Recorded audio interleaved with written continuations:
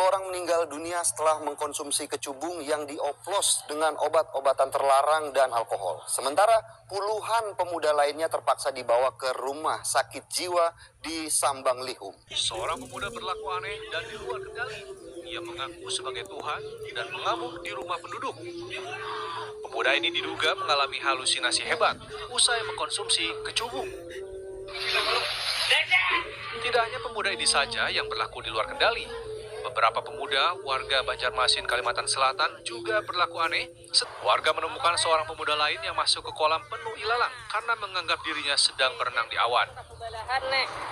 Ini mungkin di atas awan tuh. Salah seorang pemuda lain sengaja duduk di tengah jalan yang ramai dengan arus kendaraan, sehingga membahayakan dirinya juga pengguna jalan lainnya. Para pemuda ini mendadak tidak bisa membedakan kenyataan dengan imajinasi, dampak dari mengkonsumsi kecubung.